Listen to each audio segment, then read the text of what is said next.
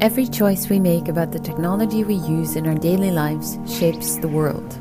Think, for example, about electric cars, about the apps on your phone, your computer, the internet, the programs you use for work or school. The makers of these programs build a convincing way of experiencing the world. But make no mistake, they do not serve you.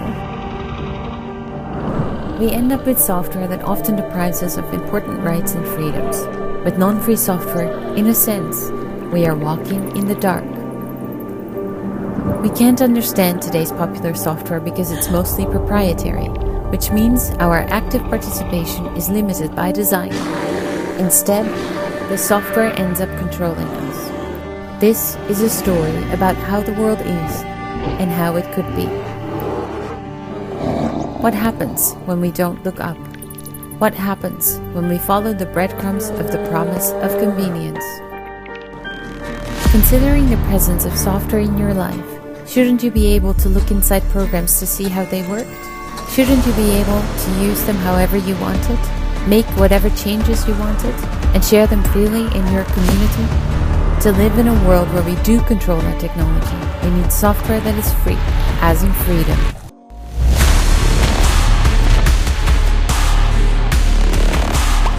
All software is basically a set of instructions to a computer, which come together like building blocks to make up your program. There is a global community of people that believe that software should serve you, the user. That you should be able to freely access, make changes, and share these building blocks to your liking. And when you can, we call it free software. With free software, you can not only check that software does what it says it does, like protect your privacy, you can also adjust it to make it do something new, something creative. You can solve any issue that you can think of. We protect this freedom by using a concept called copyleft. This makes it so that all modified and extended versions of a program are required to be free, as in freedom, as well. Software freedom is worth fighting for. As the user, you have the power to demand change. You can make conscious decisions toward freedom, one step at a time. There are free, as in freedom, programs that you can begin to use today, which provide an ethical replacement for the apps on your computer or phone. Over time, you can replace more and more of the parts of your digital life with tools that respect your freedom and help others to do the same by learning about and advocating for software freedom in your home, school, and workplace. Every time you use free software, you are helping to create a freer existence for yourself and for the rest of us too.